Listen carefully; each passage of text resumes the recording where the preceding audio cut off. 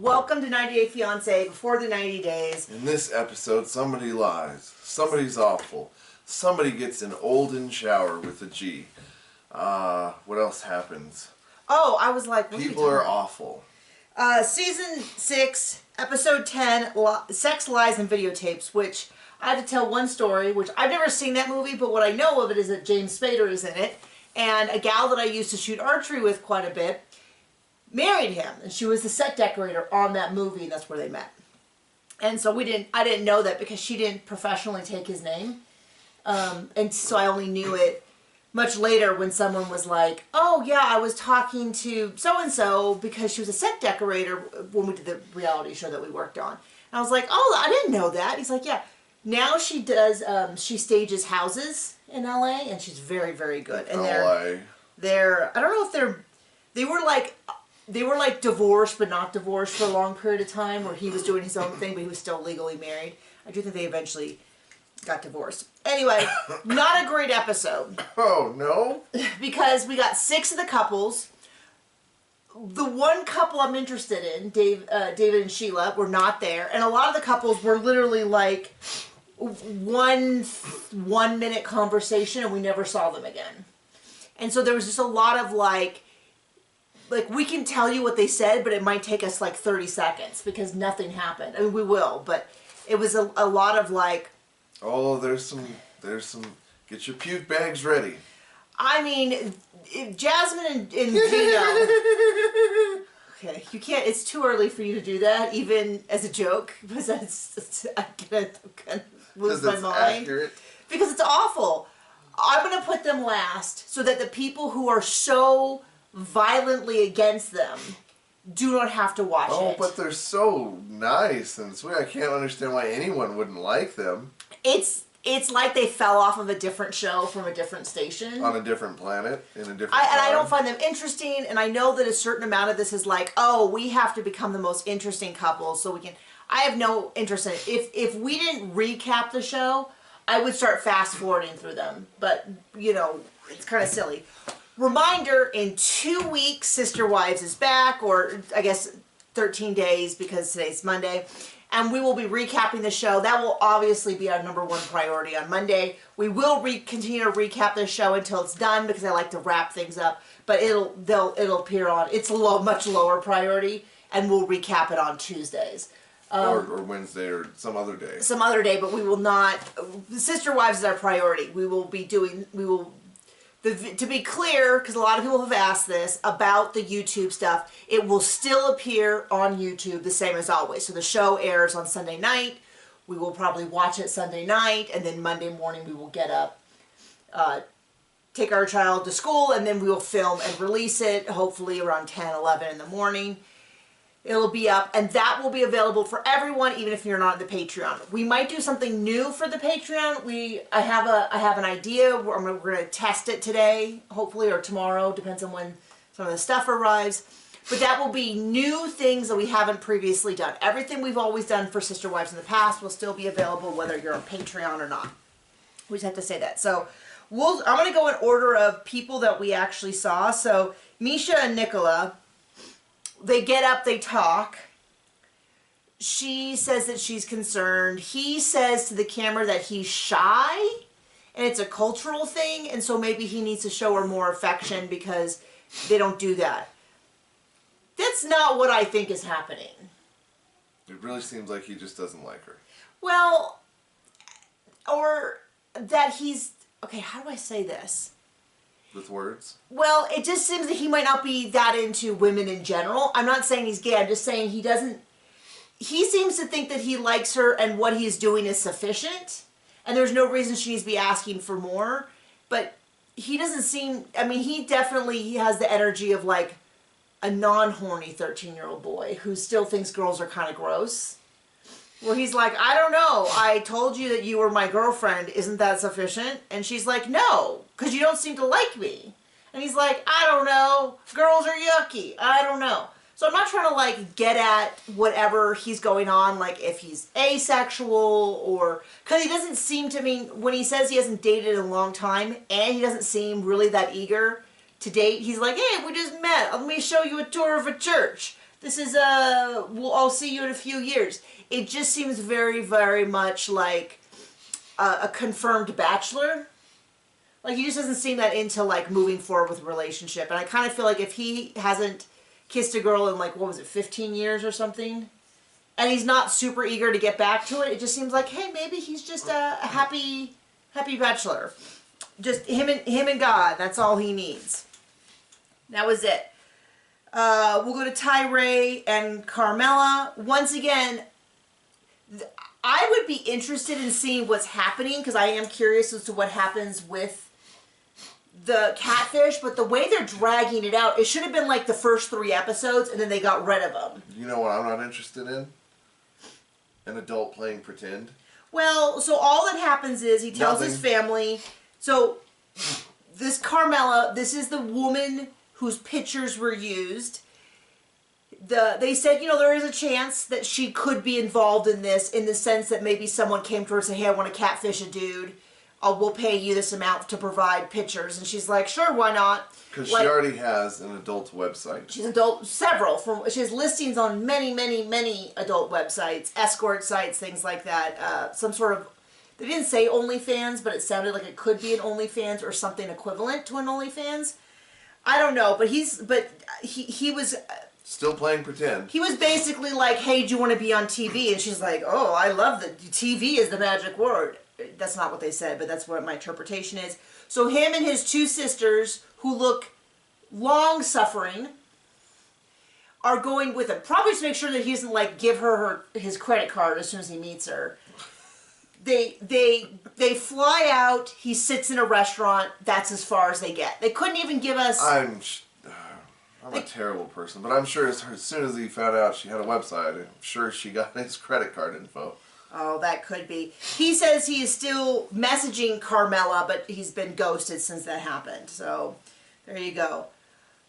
Okay. Wow. So interesting. That's where I'm like, they shouldn't have even included these 2 this episode. They should have just, like, this whole, like, we'll give you 3 cents. Like, were they 3 minutes short on the episode and they needed to add a few more minutes?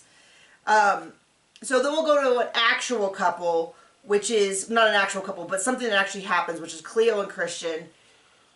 He does not seem into her at all. I mean, he looks like he's pretending to be into her, but in terms of, like, wanting to move forward in this relationship, they might drink and he might be attracted to her, but then he's embarrassed by it. I don't fully say that I understand what's happening. But there was this couple in high school that I knew. And she said she'd do anything for this guy. And this guy was like, whatever. But, you know, when his friends weren't around, they totally hooked up. And then when his friends were around, he's like, no. No, I'm not into her. It does have that energy. The friend, I'm going to say this. So Cleo meets up with a friend, Jane, who has some concerns. Jane is right. Like, I'm just going to say that I may not know Cleo and Christian. I'm going to say Jane does know at least Cleo and has some concern. So Cleo says we had sex. It was romantic. It was passionate. I have no reason to doubt Cleo. And they're ready to move on. He then interviews and says, oh yeah, we kind of hooked up. We got together. Second base. We didn't, and they said, well, did you have sex? And he says, no. We hit a few bases, but no home run. At first, my first impression when I heard that was, oh, this is a case, this is like the Bill Clinton, I did not have sexual relations with that woman, where one person defines a sex act as being part of sex and the other one says, no, that's not. That's what I initially thought. Is that kind of initially, well, I told you, that's what I thought. Is that what you thought, or you right from the bat thought? No, I kind of thought that, but then as the show progressed, then it cuts to Cleo sobbing at night. Like, so the first scene was in the morning, bright and sunny. She's like, I have a lecture to go to later on. Well, then it's night and she's sobbing and Jane's back. And at first I thought I missed something. Like, did I miss one of the scenes? I was really tired last night. I had a really intense weekend.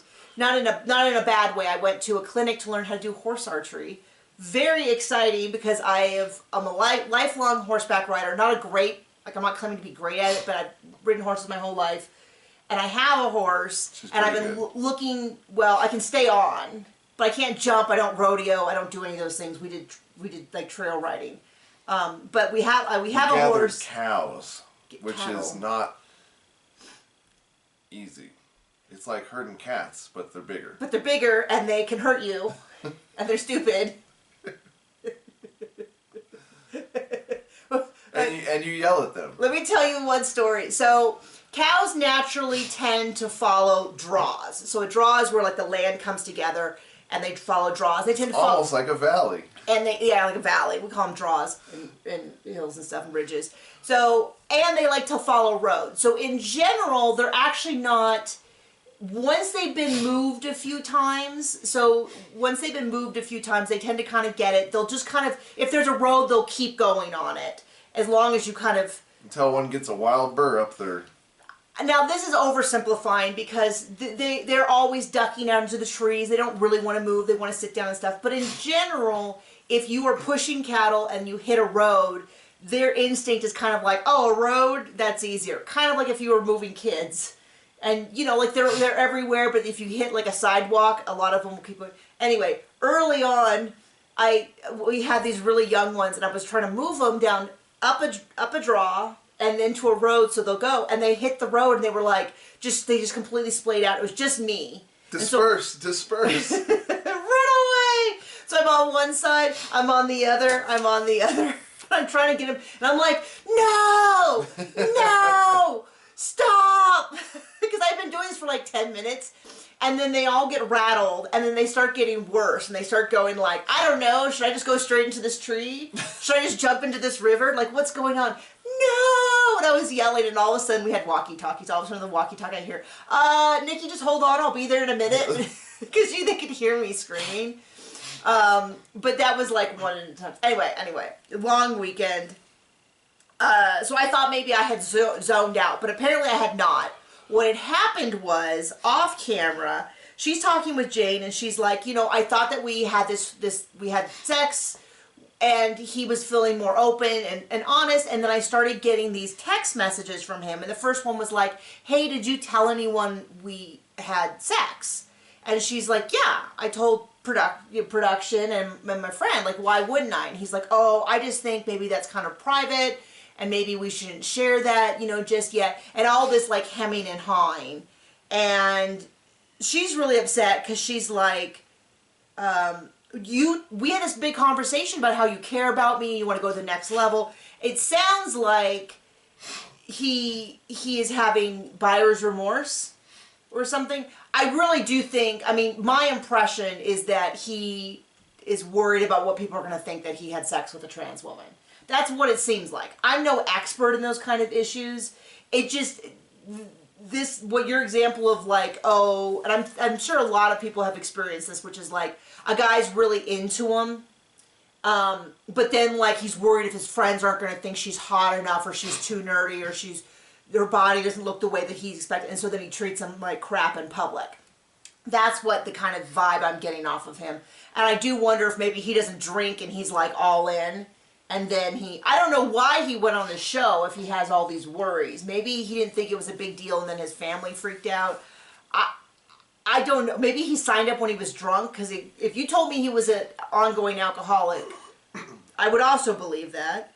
And so he's like, well, let's not talk about it. Let's not say anything. I only told people that we made out, hooked up, got maybe to second base. I don't know what bases are. I'm not that age. I don't know what that's supposed to be. He's like, well, this isn't a baseball game. I got hit a double, but no home run. And it's like, I don't know what that means. Now, to be clear, I don't need to know what that means. Yeah, we Gino don't and cur. Jasmine, this is too things much. We don't cur about. And I made fun of I almost said Danielle, David and Sheila for their banana and donut talk. I will take that 1 billion times over what I had to endure with Gino and Jasmine. Horrifying. Okay, I'm gonna go with Amanda and Razvan. Oh, another fake couple. She's mean. She's a mean girl. If we're going to use the high school analogies again, this is the girl who's dating the guy who doesn't like him. So she laughs all the time and says, oh, he's so funny. But she's not laughing at jokes. She's just laughing at him. She finds him cringy and she keeps laughing. I think she just sort of has used him to to be a distraction from the grief that she has over her husband, does not like him, does not value him as a person or care about him as a person. She just was like, oh, I know what'll make me feel better. I heard the phrase a long time ago, the best way to get over one guy is to get under another. So she's just like, oh, I know how I'll get over the death of my husband. I'll just hook up with some new dude and plan, like, I'll just fill that space of my life with someone else. But she doesn't like him. I don't think he's the biggest guy in the world, but he seems genuine. And she's just the whole way you can describe this is she's looking for a way out where she still gets what she wants right now, but she doesn't have to move forward with anything he wants. So, because basically he says, we've lost 1 week to fighting. And then she's like, oh, he makes me laugh. But she's like laughing and he's like, oh, there's this food. And she's like, oh, you're so funny. Right? It was really bizarre. What did you want to say? It was dumb. And then he's like, oh yeah, I've always wanted to move to the U.S. And she's like, that's that's a red flag. That's a shock. I don't know that. And he's like, we talked about this. We've talked about this before. And I thought, and this is me. You guys talked about it at the beginning of the season, that you wanted him to move to the U.S. with the kids. The fact that we're on a show called 90 Day Fiancé where people move to the U.S., like, Hello. It does not surprise me that he does it. Well, now she wants to play it off like it's a big red flag.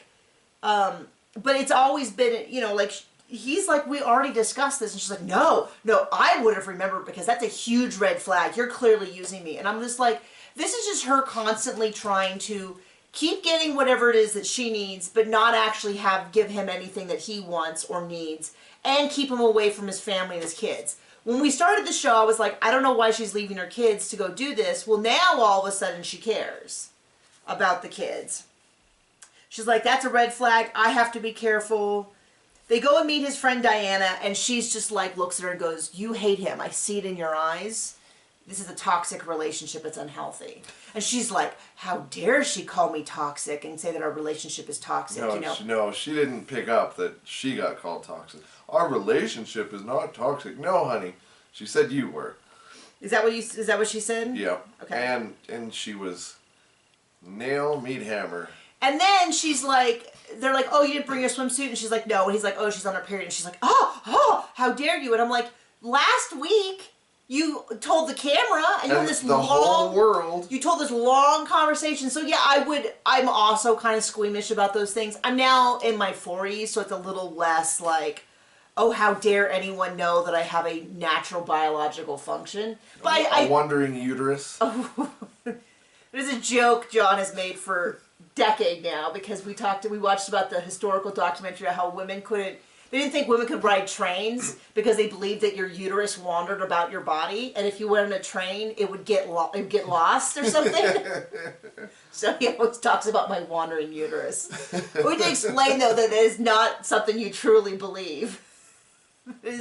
We both know that is fake, but he's always like, "Oh, is it your wandering uterus?" I'm like, "Oh, my tummy hurts. Is it your wandering uterus? Did it get lost around the lungs somewhere?" So my point being that I wouldn't be thrilled with it either, but I probably wouldn't have brought it up, why on TV already in this long drawn out conversation. So, but she makes a real big deal about how she's so embarrassed. They just need to break up. She makes this dude cry on TV repeatedly, and he doesn't seem like he's that much of a crier to where I'm like, oh, well, clearly, anyone would have cried. But she's like constantly... Like many people, he falls for toxic persons. Mean people. She's just on him all the time. And not in the way he wants. It's like those... Well, what I realize is it reminds me of... Well, there's a number of people on the show that remind me a little bit of the dynamic that we saw with Al Bundy and Peggy Bundy from Married with Children, which was a show that I didn't watch because I was a little goody two-shoes and it was considered really racy when it was on when I was that age. But this dynamic of like two people who are married who hate each other, it has that same dynamic. He seems to genuinely like her, but he's like, we're gonna meet my family, but I'm worried because she's so mean. She's so mean and difficult. I'm worried she's gonna like. My family's not gonna like her because she's so mean to me. It's like, yeah, that is. Here's your sign. That is a totally legitimate concern. Speaking of families who have genuine concerns, Statler and Dempsey. Statler keeps talking. She's like, well, Statler, here's my psychoanalysis. She keeps trying to sabotage this relationship because it seems like she sabotages everything in her life. Like her rental unit, which she's out of next month, she says. Like this relationship. Probably like other relationships. It does feel a little bit like she's love bombing Dempsey to try to get to move in. Like she's got this big orchestrated plan because she's like telling the camera, she has not told Dempsey that her plan is to move in. But she tells her dad that. And production. Constantly. And she's like, well, I'm really worried about this house because I'm not sure if I want to live here. And I keep thinking, nobody's asked you to. Like, you can have all the concerns you want, but this is not your home and no one has asked you to move in. And it is a big red flag that she previously had a British girlfriend that she tried to move in with immediately. That girlfriend said no, so she got right back on the dating app, found another British girl, and is trying to move in with her. It definitely feels like she's like, man, rent is expensive, and I've always wanted to live in the UK. You know what would be useful? If I could just combine those two things by finding someone who already has a home in the UK I could live with. Because she's a little bit like, I don't know if I want to live here. I thought, that's not how that's supposed to... No one's giving you the option. So... Slow your roll. She is going to take this cold shower. Now, I don't want to take a cold shower either. But it was weird, though, that they filmed her completely nude in there. I'm like, is everybody in this show just completely comfortable with full body nudity? And... Strangers and all that. With video cameras. So they go to meet the dad. On the drive there, they're talking about something, and in reference to herself, Statler says, oh, to be in love. And then Dempsey's like, in love? And she's like, oh, then they kind of blush, and they have this really awkward moment. And then Dempsey's like, I think she's trying to say that she loves me without actually saying the words, I love you, but we haven't said I love you to each other, and I don't think I'm ready yet. Statler meets Dempsey's dad, who definitely looks like someone and sounds like someone who worked full-time at a carnival. I don't mean that badly. It's just if I was going to cast a movie... He'd be the carnival. He would be the guy who worked there. Little scary. You kind of don't know. Maybe he has some nefarious ties. Barely understand him. But he is... I mean, if they were casting him, he is perfection for an intimidating dad. She says to him, oh, you smell good. Okay, that's super weird. They have a little talk. They meet at the pier. He doesn't know they're dating, so they have... And he has subtitles, which I said. Dempsey explains, well, we've been dating for about 7 months, long distance, and all that. And he's a little like, He's like, I knew you were talking to an American girl. I didn't know you were dating. I have some concerns because I guess Dempsey had this terrible previous relationship. He's like, I just don't want you moving too fast. She goes to go get food. Statler's like, oh, I already dated... She, right off the bat, it's like, I already dated a British person. I tried to move in with her. She didn't like that, so we broke up. So then I met Dempsey because I like British girls, but I'm thinking I might move in with her. Because my lease is up in a month. And I was like, wow. I don't think you could have told that story worse if you had tried. Talk about Rico Suave, super smooth. If you were trying to scare her off, you couldn't have done it better.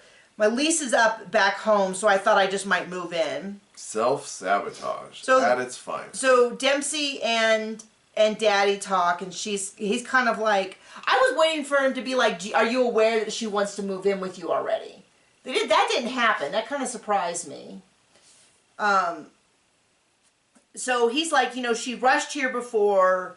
Don't make any rash decisions. She might be rushing again. And Dempsey's like, yeah, that kind of sounds right. They go back, giving him her foot rub, and then she's like, okay, I'm going to do the Valentine's Day scavenger hunt for Dempsey. And it sounds like, that's why I was like, that's the love bombing. It sounds like she's just kind of over the top, trying to win her over, but specifically with this agenda of like, so I can move in. And I don't like that. I don't like that because that feels very... Gross. Okay? Okay. So the last couple, so you can fast forward Jasmine and Gino. I highly recommend it. You can fast forward through this section as long as the title is down here. You know, we're still talking about them. Get your barf bags out. I have no interest in any of this. So, it starts off, they're going to go on a 3-day vacation to Boqueta, if I pronounce that right. They're going to try to have some sex.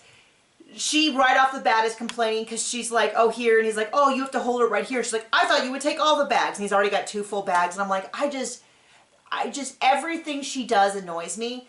I do not like him either. Some people are like, oh, well, how can, Gino's so much worse. I can dislike both of them.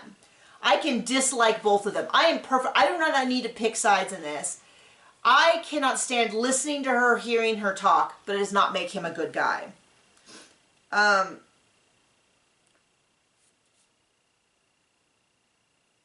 can't even read this. Oh, and then they had this long conversation about the beans. She's like, you can't eat beans. They're made for real men. And she talks about his diarrhea in depth. And I'm just like, this couple, if they didn't talk about, if she wasn't talking about how awful he is or their sex life, there would be nothing. There's nothing going on. Except diarrhea. So I said this one really reminds me of Al Bundy because he seems disgusted by her. Every time he will she'll be like, we're going to have sex. And he's like, sex, yeah. I mean, he just looks disgusted by her.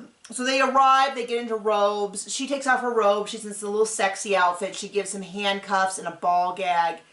And a whip. And I'm not trying to sex shame anybody. What you do in your bedroom is your thing. I just don't need to see it. Or hear about it. Thanks. Especially with them. Oh. I was thinking that maybe that he liked the ball gag because she was quiet. And he's like spanking her with the whip and saying how he's in charge now. And I'm like, I told John, I said, this is actually making me feel icky about the concept of sex in general. And John's like, I don't know why I want you watching this show anymore. We don't need that happening. And I'm like, well, it'll be like, I'll get over it eventually. But it's one of those things where you just go, this is not just it genuinely makes me feel icky inside in a way that makes me want to turn off the TV. And I really did debate just turning it off or fast forwarding it because that's how strongly I don't like it. Oh, but no, it gets even worse. So then they do their things, and the next morning she tells a story about the sexual. She says that he finally has ejaculated, done his stuff, and then she describes something that they did in the jacuzzi that we'll call water games. Involved her on him. I don't need to hear it. What's interesting is it would not surprise me if she doesn't make up some of this stuff just to make him look bad or gross or less masculine. It also could be true. I don't need to get into it. I'm already dreading the tell-all where they're going to discuss this. Again. So then they go on a horse. And she's like, I love animals and nature. And he feels sexy. And they get on a horse. And then they eat a guava. And he spits it out. And then she's like, oh, it's so tasty and sweet. And then the only thing that probably was even slightly what I would have edited and put in was they talk about her family, and she's like, you need to get your family in line. You need to tell them they can't treat me like I'm a sugar baby. And I'm like, didn't they meet on a sugar baby website?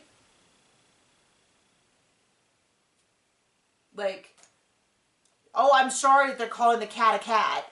Like, you met on a sugar baby website, and they're saying that you're worried that you're using him for his money, and it's like, I think that's a pretty fair observation. So now she's got all this power again. I don't know why he gives her any power, because he doesn't seem to like her. He doesn't seem to enjoy having sex with her.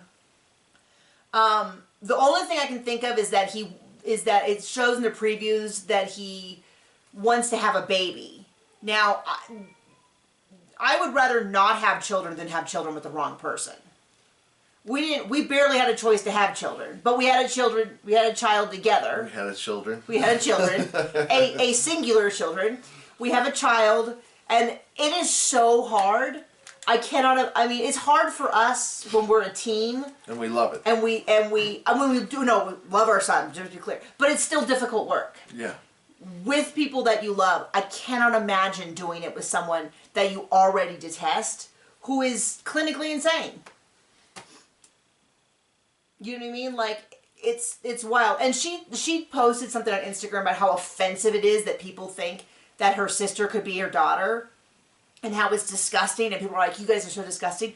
I don't think it's disgusting. I think it's true. Well, it's also one of those things where, I mean, even if it is true, it's not some great tragedy. It just... Well, I mean, the tragedy is that she's her mom, which would really be sad. Well, if it's not her mom, she's still living with her, and she's doing... Still really sad. Well, she's dragging her on TV to talk about her sex life in front of her. That seems to be... That's a bigger issue to me than whether or not this is her biological sister or her biological daughter. I don't really necessarily consider either of those to be like, oh, okay. Like, it's... Okay. That's fine. Like, it's not... It's just a weird thing of all the things for well, no, I don't know. I don't follow Jasmine. I just saw it someplace. But for all the things to be offended about, that's the thing that she's like, how dare you? And it's like, well, it's not a bad thing. It's not like she's saying, I don't even know. I can't even think of a comparison. It just doesn't seem like it's that bad of a thing to say versus, I don't know, talking in depth about her fiance's lack of orgasm in front of her daughter, her sister. Sister-daughter. The person who lives with her. So anyway, that is the episode. We're getting, well, I guess we're not getting to the end. It's probably going to be a long season, but getting to the end of my rope. We're excited. Hopefully next week we'll have some news about the sister wives, what we're going to do, offer for the Patreon, but maybe not. Maybe we'll just let you find out when it happens. Okay, bye.